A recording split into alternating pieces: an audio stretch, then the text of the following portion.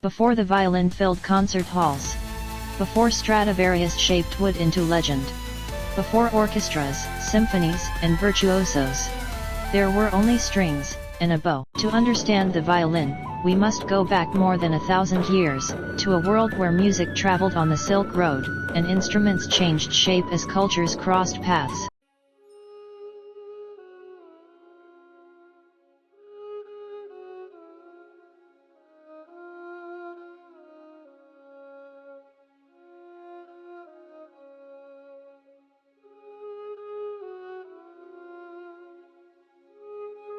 The Erhu, 1,000 years of the bowed voice. The Erhu is one of China's most expressive instruments, a two-stringed bowed fiddle, whose sound has threaded through court music, folk life, opera, and modern concert stages. Though often called the Chinese violin in casual speech, the Erhu follows an independent evolutionary path that crosses trade routes, dynasties, and centuries of musical practice. Early roots, and Central Asian connections. The Erhu's ancestry is usually traced to bowed spike fiddles from Central Asia. Chinese sources identify the ziken, mentioned in Tang-era records, as an early precursory bowed instrument introduced by nomadic peoples on the northern frontier. Over time the general family of Haegeum took root in Chinese musical life, and these instruments gradually acquired local construction methods and repertories. From Song to Qing, gradual standardization. By the Song dynasty, forms resembling the modern Erhu had emerged, and the instrument began appearing in both regional ensembles and theatrical contexts. Over the Ming and Qing periods, the Erhu continued to be refined. Museum collections show 19th century examples whose body shapes and materials resemble the modern instrument, indicating a long process of regional standardization. Important construction features: a small hexagonal or octagonal wooden soundbox, a long neck, and a bow normally threaded between the two strings, were well established by the Qing. Construction and sound, skin, strings, and technique. The Erhu's soundbox is typically covered with a thin membrane, traditionally python skin, which contributes a distinctive timbre, bright yet nasal, capable of plaintive slides and human-like inflection. Unlike Western bowed instruments, the Erhu has no fingerboard. Players press and slide the strings with the left hand to shape pitch and timbre, while the bow hair remains essentially captive between the two strings. These organological features produce the instrument's characteristic vocality and vast capacity for expressive portamento. The 20th century transformation, Lutianhua, and modern repertoire. The Erhu's leap from principally an accompanying or regional instrument to a concert solo voice largely occurred in the early 20th century. Composer-performer Lutianhua is widely credited with modernizing Erhu technique and repertoire. He wrote studies and solo pieces that expanded technical demands and melodic scope, adapted pedagogical methods, and advocated the Erhu in academic settings. Liu's work laid the groundwork for a canonical solo literature and for the Erhu's role in newly formed Chinese orchestras. Iconic pieces and players, Abing, and the popular imagination. Some Erhu pieces have become almost national symbols.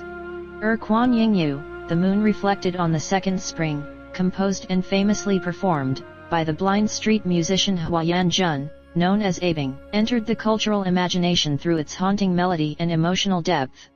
Abing's recordings, and later rediscovery of his life and music helped cement the Erhu's emotional associations in Chinese public consciousness. Instrumental family and variation.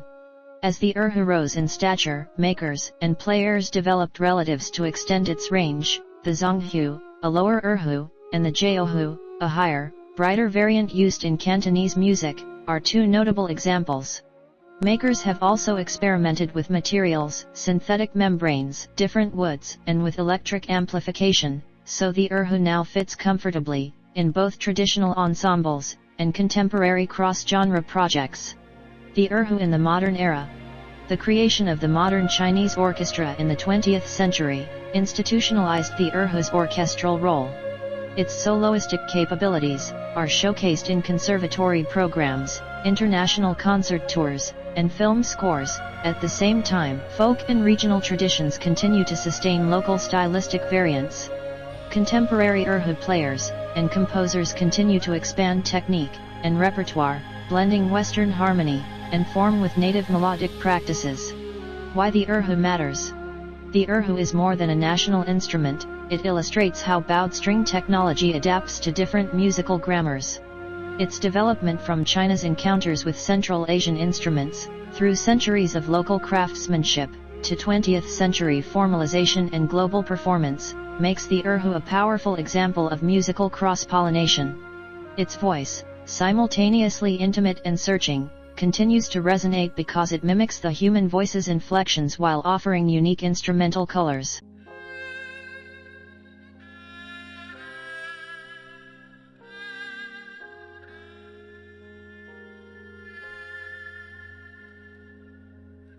Haegeum, Korea's two-stringed voice. The Haegeum is Korea's iconic two-stringed vertical fiddle, simple in appearance, yet astonishingly expressive. Held upright on the knee, and bowed with hair threaded between its strings, the Haegeum produces a piercing, vocal-like timbre that has served Korea's court, folk, ritual, and modern stages for centuries. Its story is one of cross-cultural transmission, local adaptation, and continual reinvention. Origins and early transmission. While the exact moment the Haegeum entered Korean musical life is not documented in a single decisive record, historical and museum evidence place it in Korea by the Goryeo period.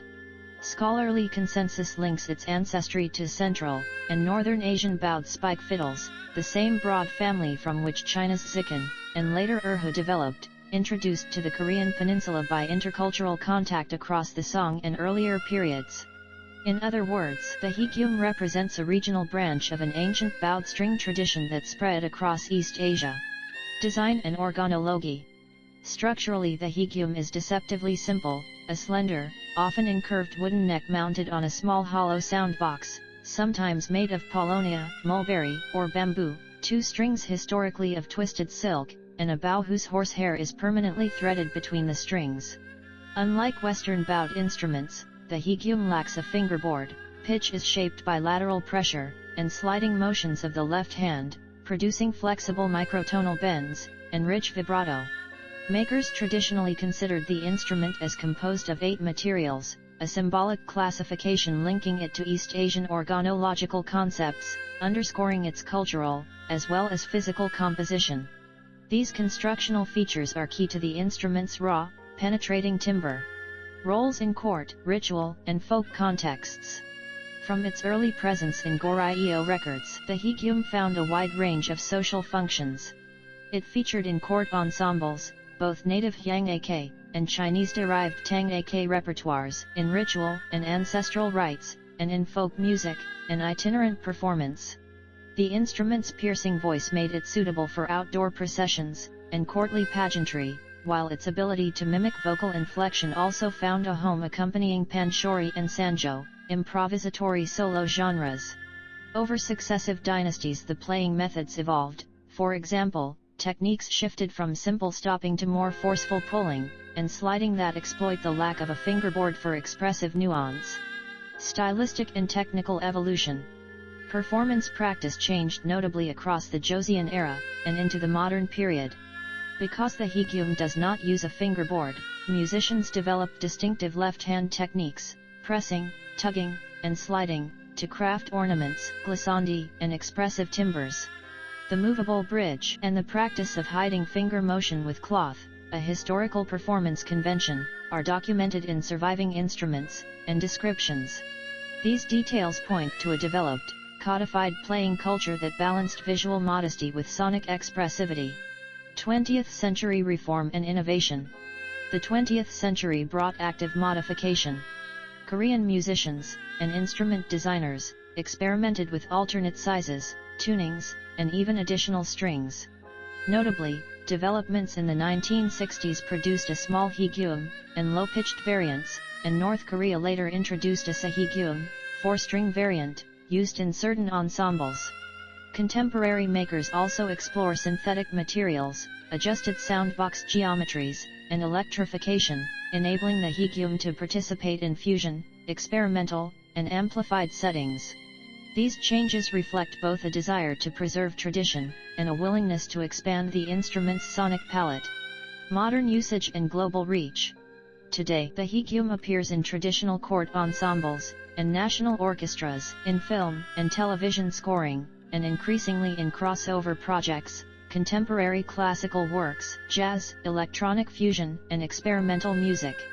Prominent modern players and composers have pushed technique extended bowing, behind bridge gestures, percussive effects, and repertoire, while videos and international collaborations have introduced its distinctive tone to global audiences. The instrument's emotional immediacy, often compared to the human voice, makes it a potent vehicle for storytelling across genres. Why the Haegeum matters? The Haegeum is historically important not merely as an artifact, but as an evolving musical technology. It exemplifies how a borrowed idea, the bowed spike fiddle, can be reimagined within a new cultural grammar to produce a sound identity unique to that culture. From its adoption in medieval Korea, through courtly refinement and folk vitality, to modern innovations and global collaborations, the Haegeum has remained at once tradition-bearing and forward-looking. Its raw, voice-like tone continues to articulate Korean music's emotional range and adaptability.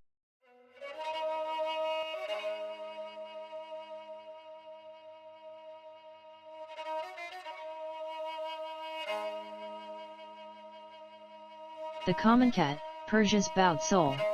A historical overview. The Kamancheh is a traditional bowed string instrument rooted in the musical cultures of Iran, Azerbaijan, Armenia, Kurdish regions, and other parts of the Caucasus and Central Asia.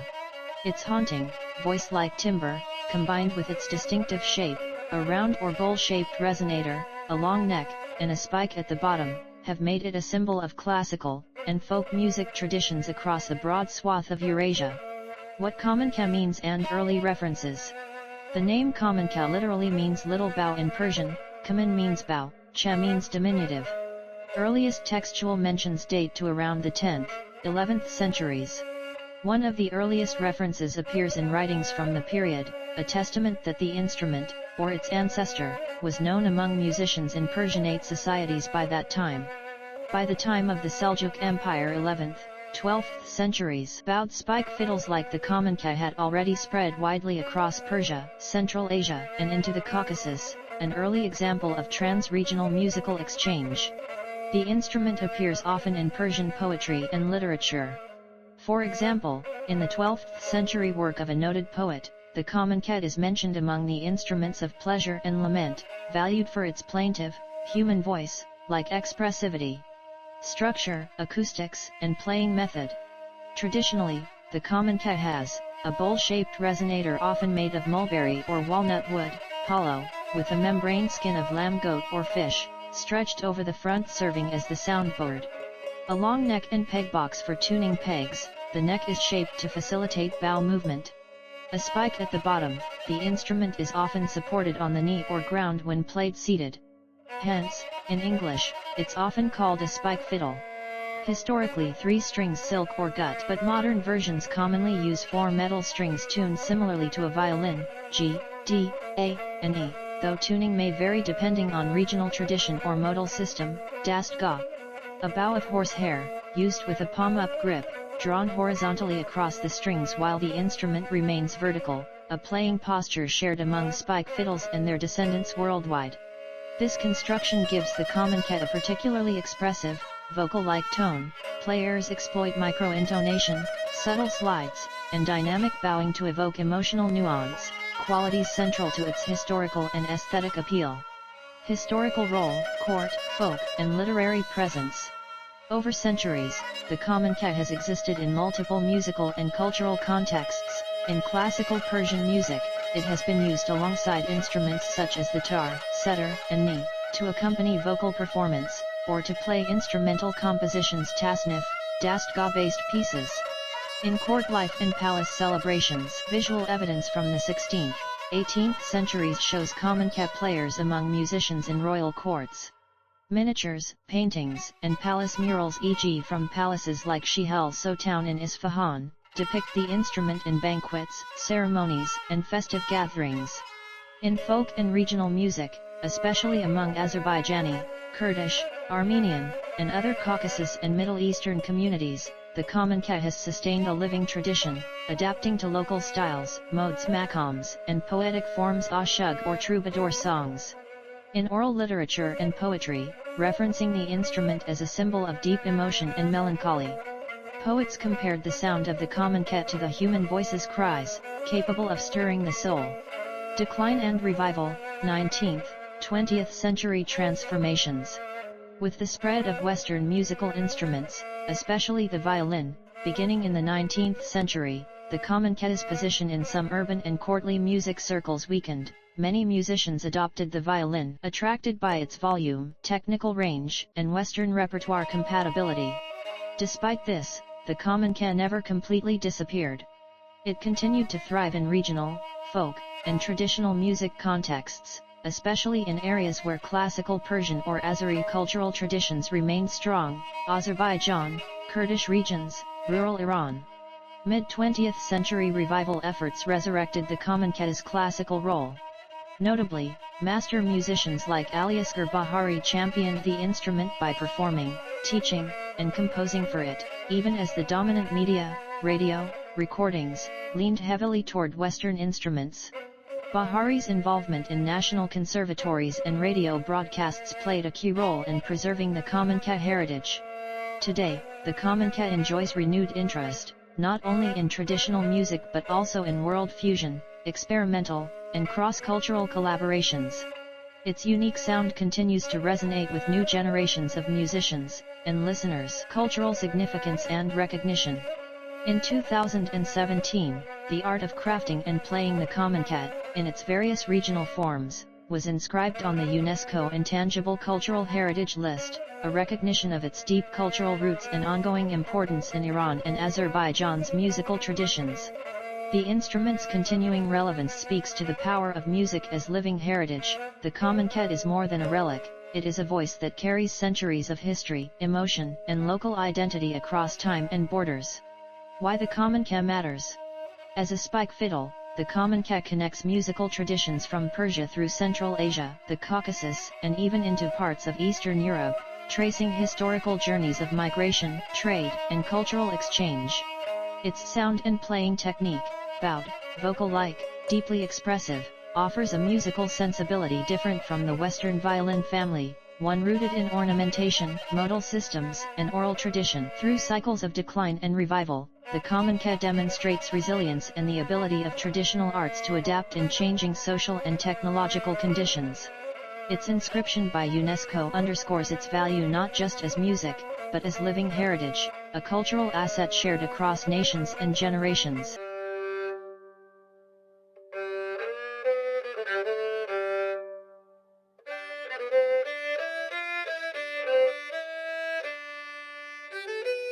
The Rebec, Europe's early bowed fiddle, origins and evolution. The rebec is a bowed string instrument, widely used in Europe during the Middle Ages and early Renaissance.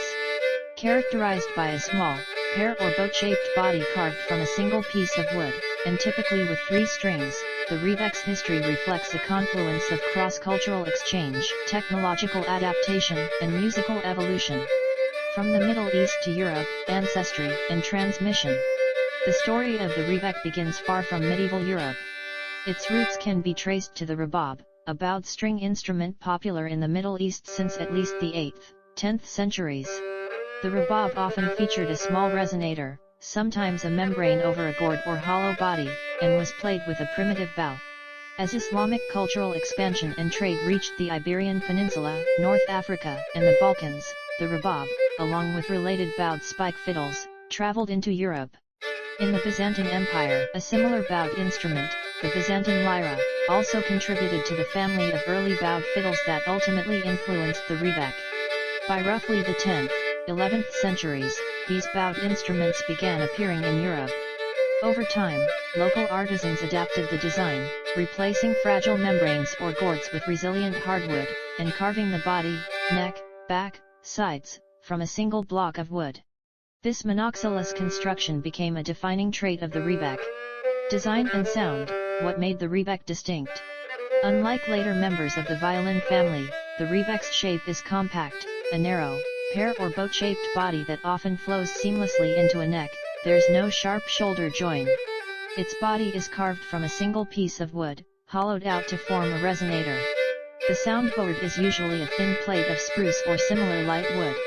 Typically, the rebec carried 3 strings, tuned in fifths, much like later violin family instruments. The bow was simple, horsehair stretched on a relatively straight stick, and players used a fingernail or fingertip to stop strings, rather than the more complex fingerboards and metal strings used later. Some versions reportedly had 1, 2, or even more strings, and tuning or string configuration could vary regionally. The timbre of the rebec is often described as somewhat nasal, or piercing, brighter and more raw than the later smooth, mellow violin, which suited its role in medieval music, dance tunes, secular songs, street playing, and early polyphonic music. In terms of playing posture, the rebec was versatile. Musicians rested it against the chest or shoulder, under the chin, or even on the left thigh when seated. Cultural role, courts, streets, and folk traditions. During the Middle Ages, roughly 11th, 15th centuries, the rebec became one of the most common bowed instruments in Western Europe. It accompanied minstrels, troubadours, dancing, and song. It was played in courts, town squares, castles, and village festivities alike. Iconographic sources and manuscripts frequently depict the rebec being used by entertainers, musicians at banquets, and even in religious or liturgical contexts, though its main reputation was secular, tied to dance and popular entertainment. Because of its relatively simple construction and small size, the rebec was more affordable and portable than larger lutes or viols. This accessibility helped its spread among lower social classes, itinerant players, and folk musicians.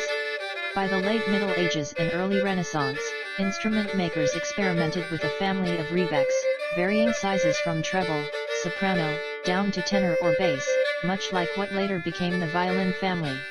But despite these developments, the rebec's popularity began to wane as newer instruments, the viola da gamba, the viole, and eventually the violin, offered greater range, volume, and technical potential.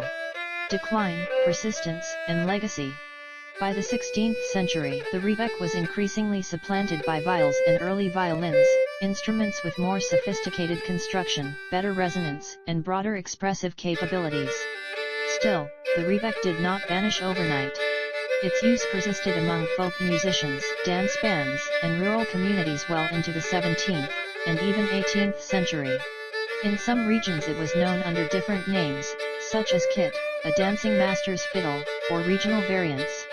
Moreover, the influence of the rebec, its shape, tuning, and bow technique, helped lay the conceptual groundwork for the eventual development of the violin family. Indeed, luthiers and instrument makers who crafted early violins likely drew on knowledge from instruments like the rebec and the viole. Today, the rebec may be mostly absent from mainstream classical music, but it survives in early music ensembles, historical reconstructions, folk traditions, and as a symbol of medieval musical heritage. Instrument makers, period music groups, and historical reenactors continue to build and play the rebec for concerts that aim to revive and preserve medieval soundscapes. Why the rebec matters. Bridge between cultures, the rebec shows how musical ideas, especially bowed strings, traveled from the Islamic world and Byzantine lands into Western Europe. Its evolution reflects centuries of cultural exchange, trade, and adaptation. Precursor to modern string instruments, as a bowed, fretted or fretless, 3-string instrument tuned in fifths, it stands as a direct ancestor, or at least a sibling, of the violin family. Its technical and structural features helped shape European string instrument design. Voice of medieval life, from courtly dances to street fairs, from minstrels to folk musicians, the rebec was the soundtrack of everyday life for many. Its affordability and portability made music accessible beyond elite circles.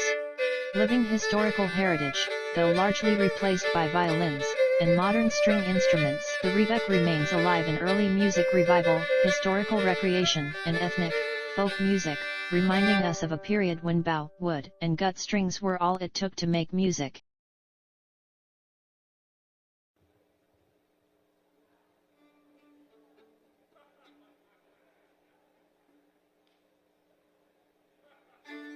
The viole, origins, evolution, and legacy of the medieval fiddle. The viole, often considered the direct ancestor of the modern violin family, emerged in Europe during the early Middle Ages, and became one of the most important bowed string instruments of medieval musical culture. Its history reflects centuries of musical exchange, technological experimentation, and cultural transformation that shaped Western music. The earliest roots of the viole lie in the family of bowed lutes that spread across Eurasia after the introduction of horsehair bows, likely originating in Central Asia. Instruments such as the rebab and kamancheh influenced European design, moving westward through trade routes, the Byzantine Empire, and interactions between Christian and Islamic cultures. By the 10th and 11th centuries, European manuscripts depict musicians holding bowed instruments with elongated bodies, rounded backs, and 3 to 5 strings, prototypes of what would become the viole. By the 12th century, the viole had achieved a distinct identity. It featured a waisted body, though often less sharply defined than that of later violins, along with a flat or slightly arched top, a bowl or box-shaped back, and a short, fretless fingerboard. The pegbox frequently ended in a carved head or simple scroll. Unlike the modern violin, the viole often included additional drones or sympathetic strings, giving it a resonant, layered sound suited to modal medieval music. The instrument flourished across courts, churches, and public gatherings. Troubadours and trouvères embraced the viole for its expressive tone and versatility, using it to accompany lyrical poetry, dance tunes, and narrative storytelling. In liturgical settings, it supported chant, processional music, and early polyphony. Its dynamic range, gentle enough for indoor chambers yet bright enough for outdoor festivals, made it one of the most widely used bowed instruments of the High Middle Ages. The 13th and 14th centuries marked the viole's golden age. Iconography from manuscripts such as the Cantagas de Santa Maria, and the Manuscrit du Roi, depicts violists in aristocratic courts and bustling marketplaces alike. During this period, craftsmen began experimenting with body shapes, oval, figure 8, and guitar-shaped designs all appear. Some instruments included 5 strings arranged in melodic and drone pairs, while others adopted tuning systems closer to the fiddle tunings known today. The bow, too, evolved from short and arched, to longer and more flexible, allowing smoother phrasing, and greater expressive nuance. As musical styles advanced in the late Middle Ages, the viole began gradually transforming. Increasing demands for projection, clarity, and polyphonic capability encouraged the development of new instrument families. By the 15th century, innovations such as a more narrowed waist, higher arching, and a standardized tuning system laid the groundwork for the Renaissance fiddle and later the violin. By the 16th century, the violin family, violin, viola, and violoncello, began to dominate European music. Their louder volume, quicker response, and improved acoustic design gradually overshadowed the viole. Yet the viole did not disappear entirely. Some regional traditions preserved variations of it, and its influence persisted in the structure and playing style of early bowed instruments. Today, the viole is experiencing a revival through historical performance communities and medieval music ensembles. Modern instrument makers build reproductions based on surviving artwork and archaeological finds, bringing back the warm, nasal, and richly textured sound that characterized medieval European music. In this revival, the viole stands not only as a historical artifact but as a living link to the cultural creativity of the Middle Ages. The history of the viole reveals the deep interconnections between cultures, the evolution of musical expression, and the centuries-long journey that ultimately produced the modern violin. Its legacy remains embedded in the timbre, shape, and technique of today's string instruments, reminding us that even the most advanced musical forms rest upon the innovations of ages past.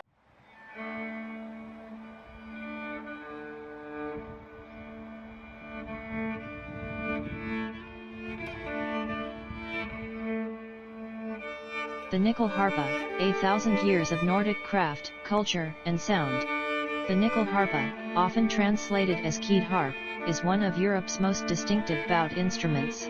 Recognizable by its rows of wooden keys, sympathetic strings, and resonant, almost vocal tone, it has become an icon of Swedish folk culture. Yet its origins stretch far deeper into medieval Europe, reflecting centuries of experimentation, cultural exchange, and regional tradition. The earliest known depiction of a Nyckelharpa-like instrument appears in 1350 on a relief in the church of Kamancheh on the island of Gotland, Sweden. This carving shows a musician holding a rectangular-bodied instrument with a bow, and a series of keys that shorten the strings when pressed. Though rudimentary, it establishes the Nyckelharpa as part of a broader family of medieval keyed fiddles, that likely evolved from bowed lutes spreading across Europe. Instruments such as the organistrum, hurdy-gurdy, and early fiddles may all share distant lineage with the Nyckelharpa, though none use keys in quite the same way. By the 15th and 16th centuries, the Nyckelharpa had taken root primarily in the Swedish provinces of Uppland and eastern Svealand. These regions became the heartland of the instrument, fostering playing traditions that persisted even as musical fashions shifted across Europe. Surviving instruments from this period suggest a simple design, usually 2 to 3 melody strings, a handful of keys, and no sympathetic strings. The sound was bright and penetrating, suitable for dance halls, village gatherings, and outdoor festivals. The 17th century saw significant evolution. Written descriptions, including those by German theorist Michael Praetorius, mention keyed fiddles similar to the Nyckelharpa, indicating that related forms circulated around northern Europe. Yet it was in Sweden that the instrument continued to develop. Craftsmen added more keys, expanded the body, and increasingly incorporated drone strings, enhancing the richness and volume needed for regional dance music such as the polska. The most transformative change arrived in the 18th and early 19th centuries with the introduction of sympathetic strings, thin, unstopped wires running beneath the melody strings that vibrate in resonance. Borrowed from instruments like the Viola d'amore and the Hardanger Fiddle, these sympathetic strings gave the Nyckelharpa its ethereal shimmer, a sonic halo that allowed it to fill rooms with minimal effort. By the late 1800s, the Contrabasharpa and Silverbasharpa emerged, each reflecting local preferences in tuning, craftsmanship, and ornamentation. Despite its strong regional identity, the Nyckelharpa nearly vanished in the late 19th and early 20th centuries. Industrialization, changing musical tastes, and the rise of accordion-based dance music pushed many traditional instruments into obscurity. Only a handful of musicians, most notably August Violin, preserved the craft and repertoire during this period. Violin would later play a decisive role in shaping the modern Nyckelharpa. In 1929, Violin introduced the first version of what is now known as the chromatic Nyckelharpa, adding a third row of keys, and refining the body design. This innovation allowed full chromatic capability, greater expressive range, and compatibility with modern ensemble playing. His redesign became the foundation for the instrument's resurgence during Sweden's folk revival of the 1960s and 1970s. Modern builders such as Erik Sahlström, perhaps the most influential Nyckelharpa musician of the 20th century, refined Violin's design further. Sahlström's version adopted a standardized layout of 16 sympathetic strings, 3 melody strings, and 1 drone string, tuned to maximize resonance and balance. This design became the international standard, and is the model most performers use today. The Nyckelharpa's revival sparked global interest. By the late 20th century, the instrument had spread into classical ensembles, experimental music, medieval reconstruction groups, film scoring, and neo-folk traditions. Conservatories in Sweden now formally teach Nyckelharpa performance, and international workshops attract musicians from Europe, North America, and beyond. Today, the Nyckelharpa stands at a unique intersection of old and new. Its design preserves centuries of Scandinavian craftsmanship, yet its sound and versatility continue to inspire modern composers and performers. While deeply rooted in Swedish identity, it has evolved into a global instrument, both a relic of medieval imagination and a thriving voice in contemporary music. Its history illustrates the resilience of folk culture, the power of regional traditions, and the enduring appeal of instruments that bridge the mechanical and the musical. The Nyckelharpa remains a testament to how innovation and tradition can coexist, creating an instrument that feels both ancient and timeless.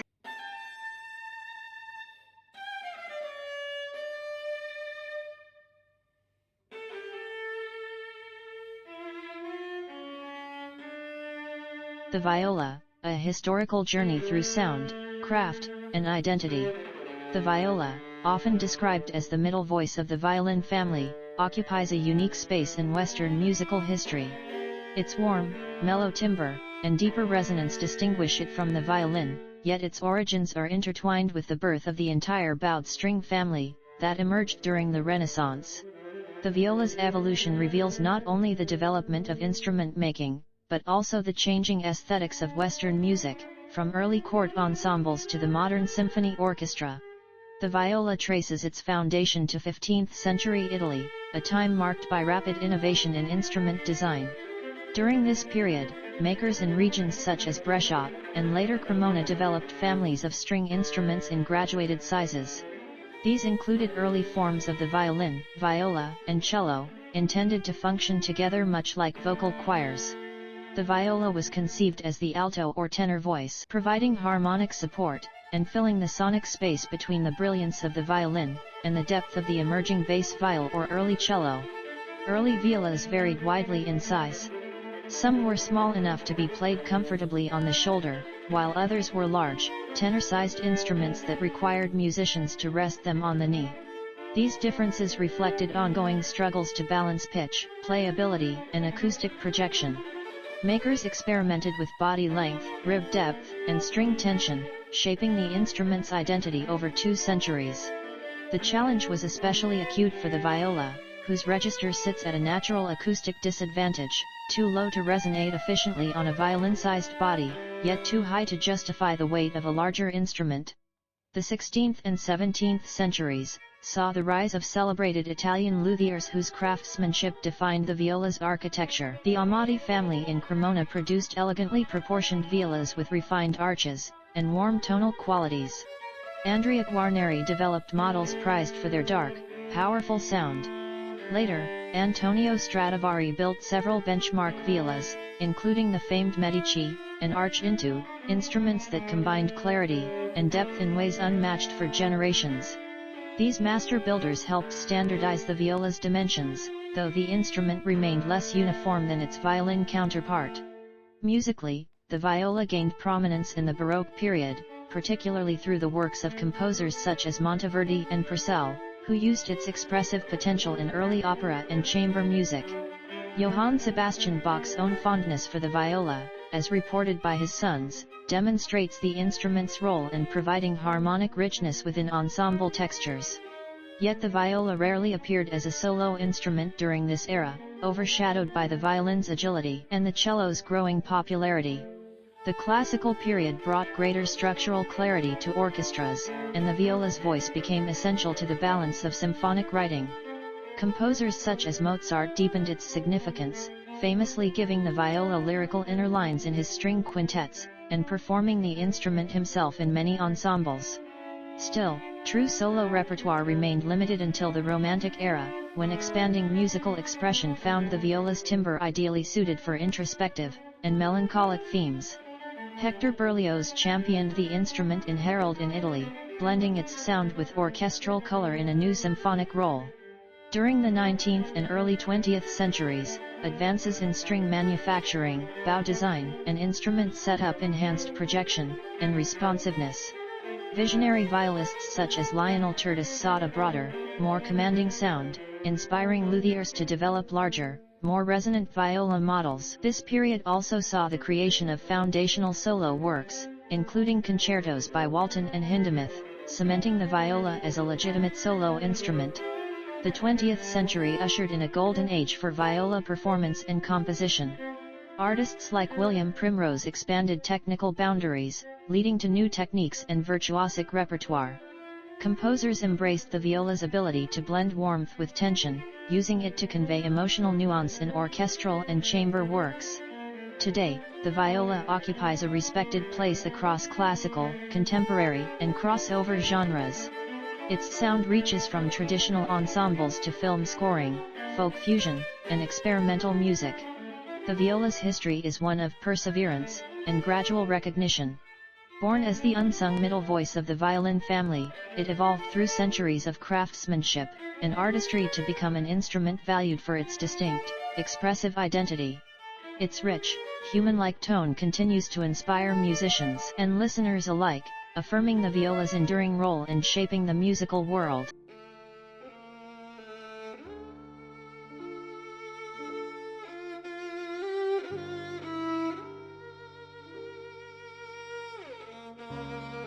The violin, a 5th-century evolution of craft, culture, and musical expression. The violin stands today as one of the most influential instruments in Western music, celebrated for its expressive range, tonal brilliance, and adaptability across nearly every genre. Its history is a story of craftsmanship, cultural change, and musical innovation that began in northern Italy during the early 16th century. Though earlier bowed instruments existed across Europe and Asia, the violin emerged as a distinctly new creation, sleek in design, powerful in sound, and ideally suited to the musical aspirations of the Renaissance. The violin's direct ancestors include the viole, rebec, and lira da braccio, instruments that contributed elements of shape, tuning, and playing technique. The lira da braccio, popular among Italian court musicians in the 1400s, is often considered the closest predecessor, sharing the violin's flat back, arched top, and dual-function melodic and chordal capabilities. Yet none of these earlier instruments possess the refined acoustics or standardized form that would define the violin family. The first true violins appeared in the 1520s to 1530s, in the region of Brescia, and later Cremona, two cities that would become the twin hubs of violin making. Early makers such as Gasparo da Cello developed instruments with a powerful, projecting voice suited to both outdoor festivities and indoor ensembles. These violins typically had 3 strings at first, soon expanding to 4 as the instrument's role broadened.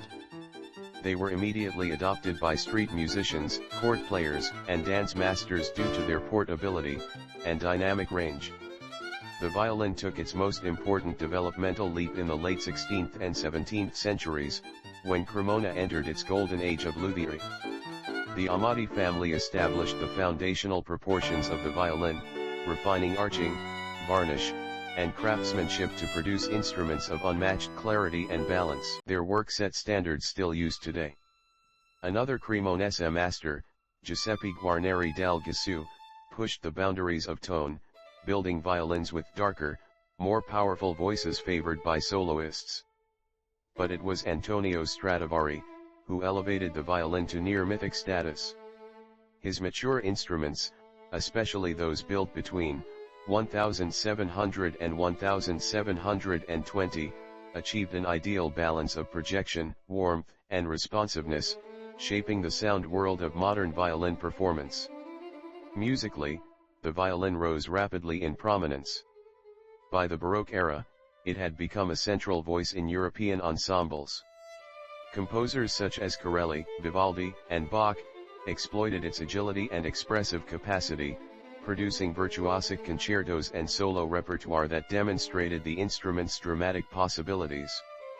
The violin's ability to sustain, articulate, and ornament made it essential to the rise of instrumental music itself. During the classical period, the violin became indispensable in symphonic writing, forming the foundation of the orchestral string section.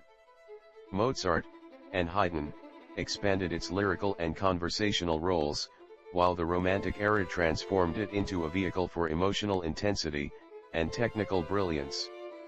Virtuosos like Paganini pushed the boundaries of violin technique, introducing new forms of showmanship, and inspiring innovations in bow design and string technology. The 19th and early 20th centuries further shaped the violin's modern form. The adoption of a longer, more curved style bow allowed greater dynamic control and articulation. Higher bridge placement, increased string tension, and modifications to the neck angle gave the violin more power, enabling it to project over large orchestras. These changes helped the violin adapt seamlessly to opera houses, concert halls, and increasingly complex symphonic textures. By the 20th century, the violin had become a global instrument. It found a home in jazz, Indian classical music, Middle Eastern ensembles, Scandinavian folk traditions, bluegrass, tango, and film scoring. Electrified and amplified variants expanded its sonic palette, while classical violinists continued to push interpretive and technical boundaries. Today, the violin remains a symbol of musical artistry and craftsmanship. While its form has changed little since the 18th century, its expressive possibilities continue to evolve. From the workshops of Renaissance Italy to contemporary stages across the world, the violin's 5-century journey reflects the enduring human desire to shape wood, string, and sound into something capable of conveying the deepest emotions. Its history is both rich and ongoing, a testament to how one instrument can embody the intersection of culture, science, and the timeless pursuit of beauty.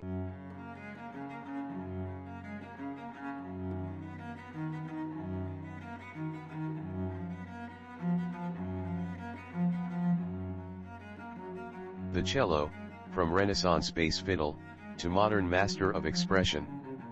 The cello, formerly known as the violoncello, is one of the most expressive and revered instruments in Western music. With a tonal range that mirrors the human voice, and a resonance capable of both intimate warmth and dramatic power, the cello occupies a unique role within the string family. Its history spans 5 centuries of innovation, cultural change, and musical transformation. The cello emerged in northern Italy during the early to mid-16th century, developing alongside the violin and viola as part of a new family of bowed instruments. Before its arrival, bass lines were typically played on large viols, fretted instruments with broader bodies, and softer, more veiled timbres. However, as Renaissance composers increasingly demanded clarity, projection, and dynamic contrast, instrument makers sought to build a more powerful and responsive bass instrument. The earliest known cellos, crafted in Brescia by makers like Gasparo da Cello, were large, robust instruments often exceeding the size manageable for comfortable playing. The cello's development accelerated in Cremona, the epicenter of violin family craftsmanship. The Amati family refined its design in the late 1500s, reducing the instrument's dimensions and improving the arching to enhance tonal clarity. Their innovations helped establish a gradual standardization of size, though early cellos still varied widely, and often required players to stand or use improvised supports. By the 17th century, the cello began to replace the viola da gamba as the principal bass instrument in ensembles. Its ability to project with strength yet retain lyrical warmth appealed to composers exploring new harmonic frameworks and expressive possibilities. The cello became integral to continuo playing in Baroque music, supporting harmonic foundations in works by Monteverdi, Corelli, and Purcell. The 18th century marked a turning point. With the rise of virtuosic instrumental music, the cello evolved from accompaniment to solo voice.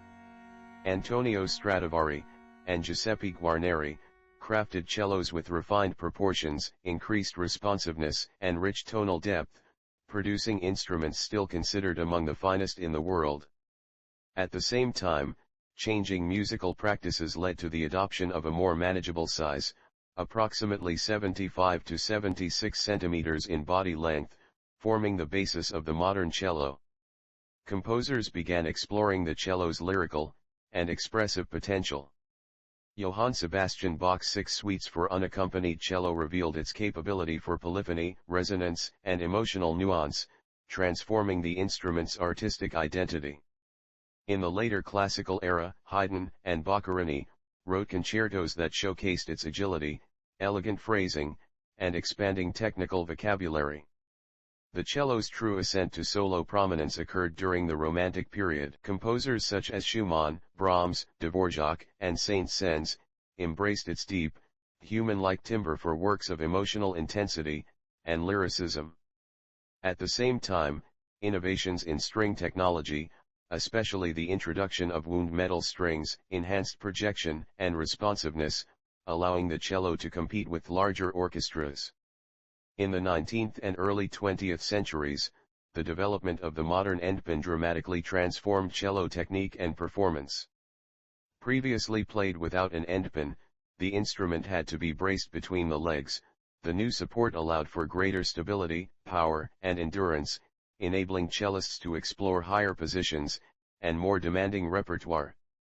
Virtuosos like Pablo Casals elevated the cello to new artistic heights, bringing expressive nuance and interpretive depth to its literature. The 20th century expanded the cello's expressive boundaries further. Composers such as Kodaly, Prokofiev, Shostakovich, and Lutoslawski wrote works that explored extended techniques and modern harmonic language. The cello also migrated beyond classical genres into film music, contemporary composition, folk traditions, jazz, and amplified or electric performance. Its emotional immediacy and sonic adaptability made it a favorite among modern audiences and composers alike. Today, the cello stands as one of the most beloved instruments worldwide. Its historical journey, from Renaissance bass fiddle to modern solo powerhouse, reflects centuries of innovation in design, technique, and musical thought. The cello's voice, rich and resonant, continues to embody a balance of strength and sensitivity that few instruments can match.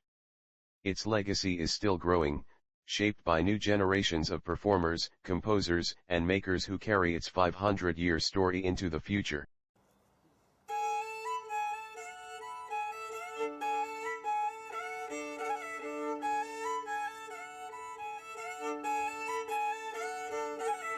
The Hardanger Fiddle, Origins, Development, and Cultural Significance. Birth in the Fjords, Early Origins.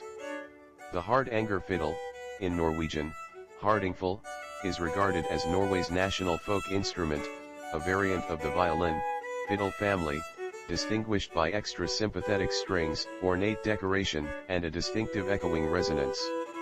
Its origins lie in the region around the Hardanger Fjord in western Norway, and its name derives from that region. The oldest surviving example is often cited as the Jostad fiddle, attributed to a maker named Olav Johnson Jostad. Dates associated with this instrument trace back to 1651.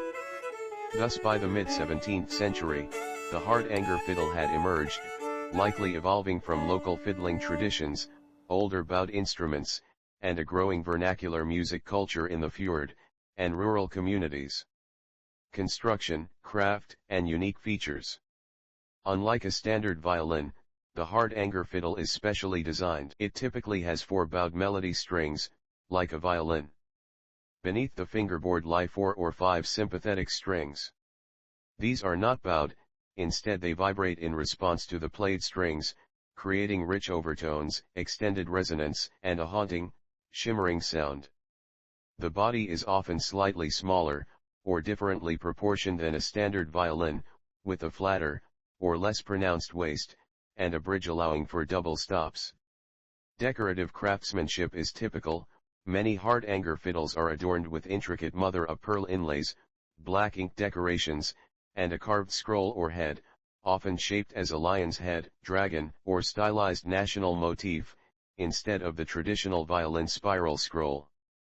Because each fiddle was handmade by a craftsman, often a single artisan, no 2 Hardanger fiddles are exactly alike. Each carries the maker's fingerprint in shape, decoration, carving, rendering them as much works of folk art as musical instruments. 18th century onward, makers, migration, and growing popularity. After the earliest examples in mid-1600s, the Hardanger fiddle's production and use expanded significantly in the 1700s and 1800s. Notable fiddle makers include the family of Isak Nielsen Skar, and his son Trond Isaksson Flatebo, renowned builders whose fiddles helped standardize certain features still used today. By the mid-1700s, the Hardanger fiddle had become the dominant folk instrument in many western and south-central regions of Norway. Its role extended beyond rural contexts. It traveled with people, bridging local villages, and wider communities. As time went on, there was also a shift geographically. By the early 19th century, the center of Hardanger fiddle production gradually moved eastwards, notably into regions such as Telemark, where fiddle-making families such as the Helland family further developed, and refined the instrument's design and decoration. Music, dance, and social life. The Hardanger tradition. The Hardanger fiddle is inextricably linked to Norway's traditional dance and folk music culture. It is the primary instrument for regional dances such as the Springer, Gonger, and Halling, dances rooted in rural communities and tied to weddings, festivals, and communal celebrations. Unlike classical music, which is usually written, Hardanger Fiddle tradition is, or historically was, transmitted orally. Tunes called slatter, passed from fiddler to fiddler, generation to generation, often by memory and imitation. Over time researchers have collected, and notated more than 1,000 distinct tunes for the instrument, documenting its rich repertoire, and cultural diversity. The sound of the Hardanger fiddle with its droning sympathetic strings, layered resonance, and rhythmic drive, suits dance music. It can sustain harmony, support improvised ornamentation, and respond to the footwork of dancers. In many ways, the fiddle and dance form a tightly bonded tradition, but the Hardanger fiddle didn't remain only a rural folk instrument. In the mid-19th century, some fiddlers began bringing it to more formal settings. The famed telemark fiddler Torgeir Augensson, nicknamed Miller-Gutten, in 1849, gave the first public concert of Hardanger fiddle music in the Norwegian capital, then called Christiania, now Oslo. With support from acclaimed violinist and composer, Old Bull, this move helped expose folk repertoire to urban and international audiences. Around the same period, composers and national romantic cultural movements in Norway embraced folk music. The distinctive sound of the Hardanger fiddle began influencing written and composed art music, contributing to the national identity. Decline, revival, and preservation. Despite its deep roots, the Hardanger fiddle tradition has faced challenges. Industrialization, urbanization, and changing musical tastes threatened folk arts throughout the 19th and 20th centuries. In some areas, Hardingful was replaced by more modern instruments. In certain conservative religious contexts, it was even deemed improper, for its association with dancing and social revelry. Yet the instrument persisted, thanks largely to dedicated fiddlers, makers, and communities. In 1993, a formal initiative, the Hardanger Fiddle Project, was launched by cultural institutions including the Hardanger Folk Museum, the Old Bull Academy, and scholars from the University of Bergen. The project aimed to survey the older history, date, and document old instruments, and preserve knowledge about the craft and repertoire. Thanks to such efforts, along with cultural revivals in folk music, national pride initiatives, and global interest in traditional and world music, the Hardanger fiddle has regained prominence. Contemporary makers in Norway and abroad build new instruments, and younger musicians learn and perform old tunes while also innovating. The tradition continues in both rural communities and international folk and neo-folk circles. The Hardanger fiddle's unique voice, why it endures. Several factors account for the heavy cultural and musical importance of the Hardanger fiddle. Unique acoustic character, the sympathetic strings make the sound richer, more resonant, and harmonically complex compared to a standard violin. This gives the music a haunting, ethereal quality, ideal for dances, ballads, and emotional folk melodies. Cultural identity, and regional roots, as a native Norwegian instrument, rooted in fjord communities, and rural traditions, the Hardingful carries a strong sense of identity. Its decorations reflect regional aesthetics, and folk art. Versatility of use, from rustic weddings, and dance halls to concert stages, and modern recordings, the instrument adapts, serving both as a living folk instrument, and a symbol of cultural heritage. Living tradition, because the repertoire has been transmitted by ear, and communal exchange. Hardanger music remains alive, evolving with each generation, rather than fossilized in notation.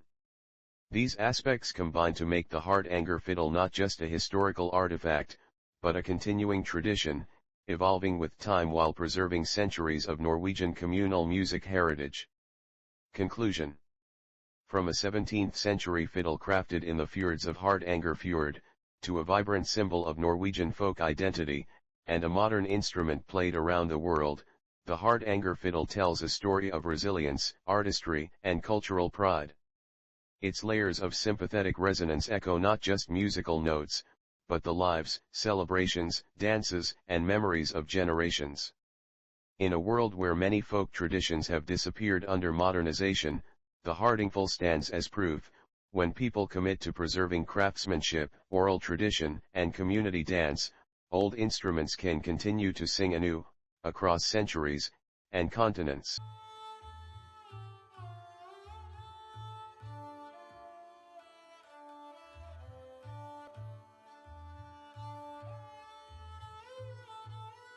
The Sarangi. The singing bow of South Asia. The sarangi is a short-necked bowed string instrument from the Indian subcontinent, famed for its uncanny ability to mimic the human voice. For centuries, it has occupied a liminal role between vocal accompaniment and solo virtuosity in Hindustani music, carrying both the ornamentation of kale and the raw expressivity of folk song. Though its precise origin is murky, the sarangi's story is one of regional invention, court and folk interchange, decline under modern tastes, and careful revival by dedicated masters. Early roots and cultural context. Scholars trace the sarangi's roots to a web of bowed and plucked instruments in northwestern India and Rajasthan. Some theories link it to older Rajasthani bowed lutes, and to the wider family of South Asian chordophones, including the sarinda and taz, with substantive reshaping occurring under medieval and Mughal cultural conditions. Throughout this formative period, the instrument remained closely associated with vocal music. Its idiom, sliding mends, gamecs, and microtonal inflections, was designed to mirror the subtleties of the human voice, and historically the sarangi often served as the primary accompanist to court and traveling vocalists. Design and acoustics. Structurally, the sarangi is distinctive and complex. Carved from a single block of wood into a box-like body with 3 main playing strings, traditionally gut, and a large number, from a dozen to over 30, of sympathetic steel or brass strings, it relies on sympathetic resonance for its rich, layered tone. The bridge, often made of bone, transmits energy to the sympathetic courses. The skin-covered lower chamber and the carved upper chambers create a resonant cavity tailored to vocal timbre. Crucially, the left hand does not press the strings against a fingerboard with fingertips. Instead, players use the sides of the nails, cuticles, and flesh to stop the strings, producing the continuous slides and microtones central to its voice-like quality. Playing practice and repertoire. Historically, the sarangi was primarily an accompaniment instrument. Sarangi players sat beside main vocalists in Hindustani performance, echoing and ornamenting the vocal line between phrases, and reinforcing the emotional heft of a raga. Over the 19th and early 20th centuries, this role was codified in court and radio performance practice, and the instrument's idiom, slow alap, gradual development into jor and jala, and then bandish, mirrored vocal structure. Yet because of its close vocal alignment, sarangi technique demands extreme control of bowing, left-hand sliding, and subtle timbral shading. Master players could imitate a singer's breaths, inflections, and ornamentation almost perfectly. Decline and 20th century revival. During the 20th century, the sarangi faced severe challenges.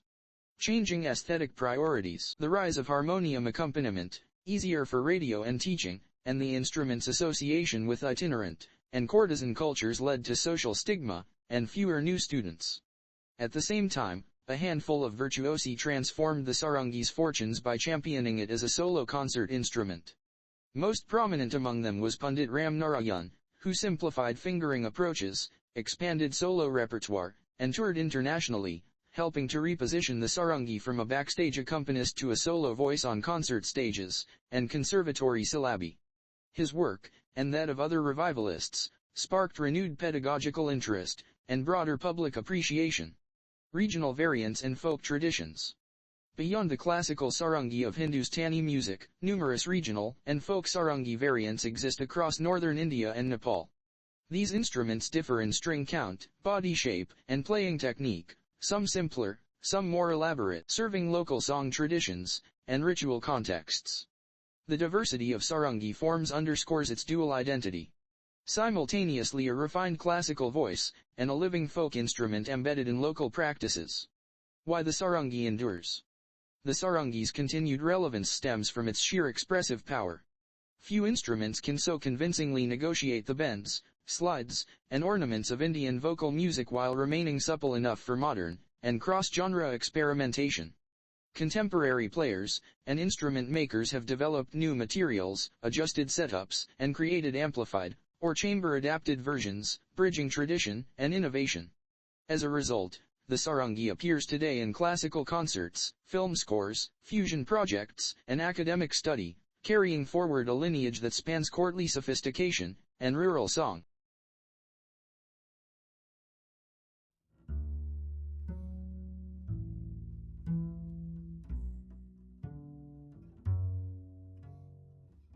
The double bass.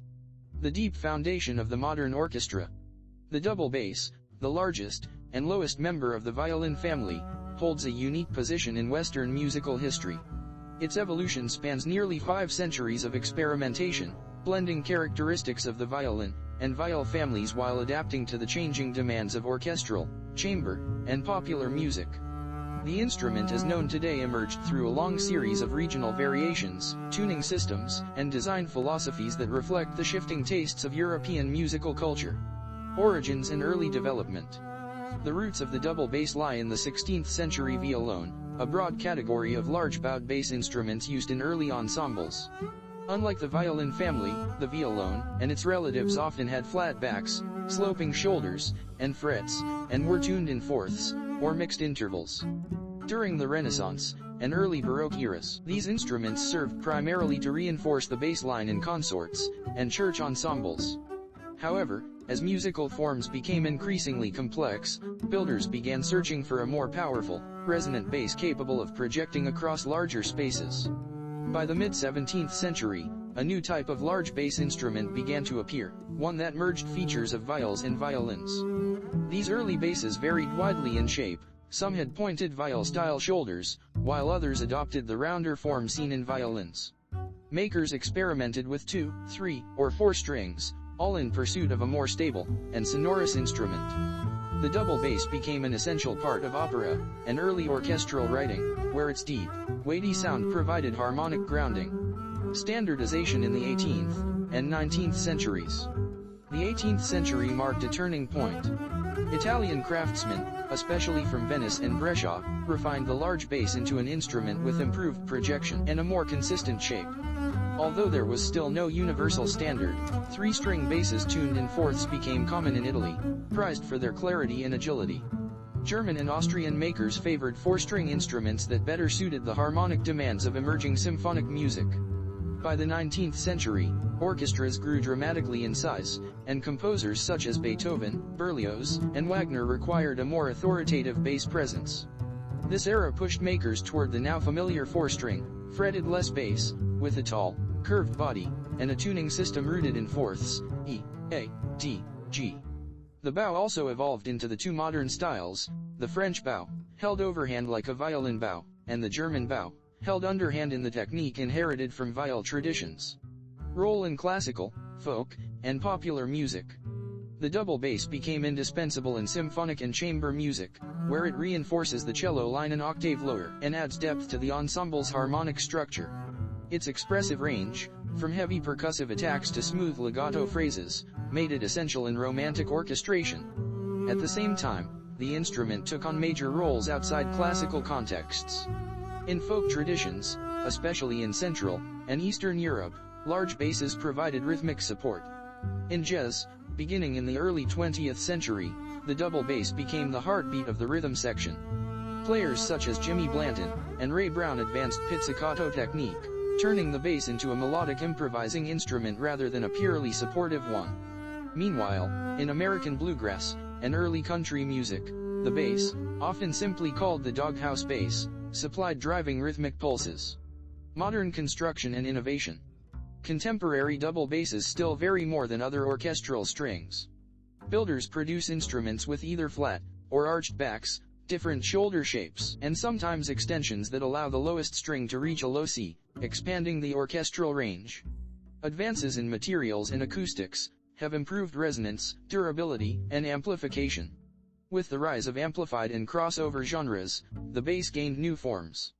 Electric upright basses, semi-acoustic designs, and custom builds suited for jazz, fusion, or experimental work.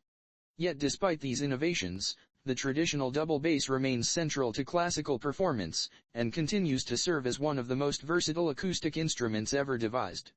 Enduring legacy. The history of the double bass reveals a story of adaptation rather than strict lineage. Unlike the violin, which followed a clear evolutionary path, the bass developed through centuries of hybridization, adjusting to the musical needs of each era. Its deep, resonant voice anchors orchestras, defines jazz ensembles, and shapes countless styles of folk and popular music. As both a foundational and expressive instrument, the double bass stands as one of the most enduring and influential creations in the history of Western music.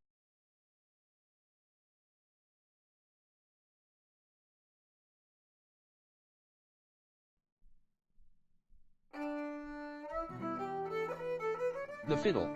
A global story of bowed string tradition. The word fiddle is one of the oldest, and most widely used terms for bowed string instruments, predating the standardized violin and surviving as a living label across folk traditions.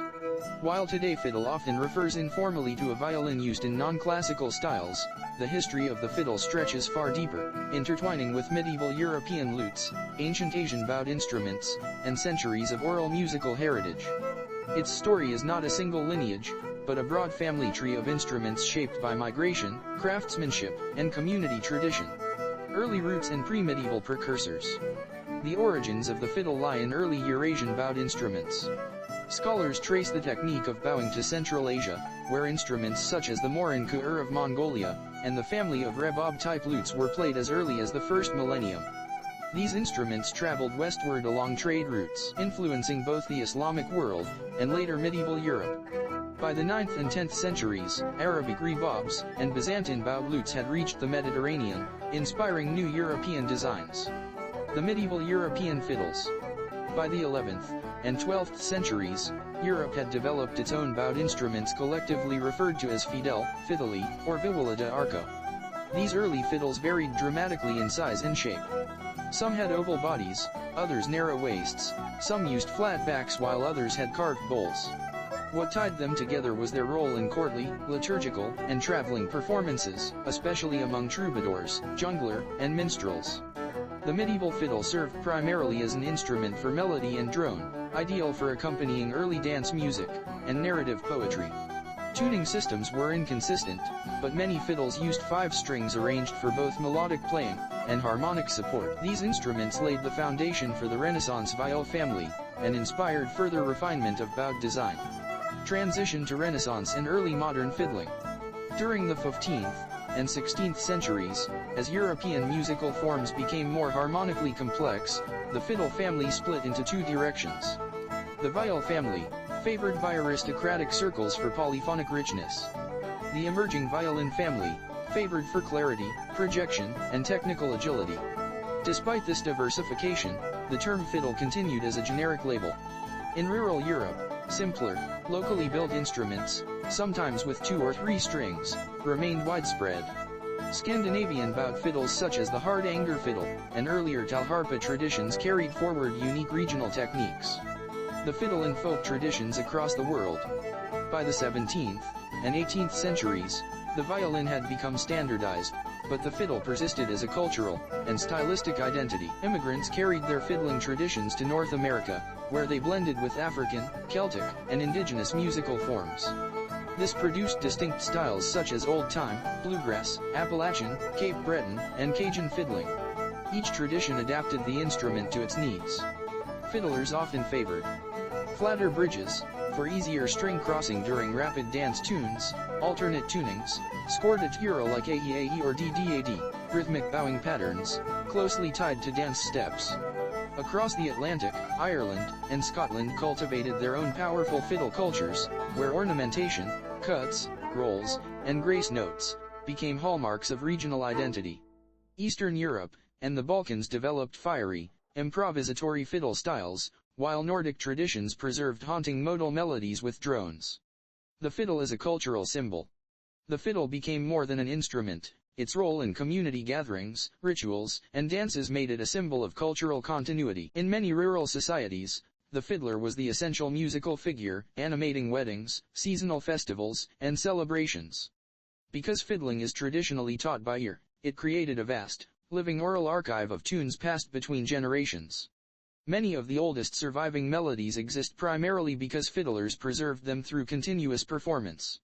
Modern revival and global legacy. In the 20th and 21st centuries, the fiddle experienced major revivals. Folk festivals, ethnomusicology research, and the global popularity of Celtic and Americana music renewed interest in traditional styles. Meanwhile, contemporary musicians have blended fiddling with jazz, rock, electronic music, and world traditions. Innovations such as electric violins, looping, and crossover ensembles expand the instrument's voice even further. Today, the fiddle represents the folk heart of the violin family. Its history spans medieval courts, rural dance halls, immigrant traditions, and contemporary fusion stages. More than any single instrument, the fiddle embodies community storytelling, melodies shaped not by conservatories or written scores but by the hands, ears, and lives of the people who keep its music alive. From ancient deserts to royal courts, from dusty trade roads to modern concert halls. The violin is not just an instrument.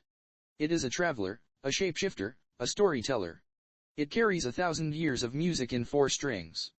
And we are still discovering what it can say. Thanks for watching, and suggest any ideas for future projects. Support the channel with some of my epic merch through my Bonfire store, new designs coming soon, and the material is strong and soft, I can confirm that personally. Or buy me a pizza, links in description. Be sure to live and subscribe, aiming for 1,000 subs.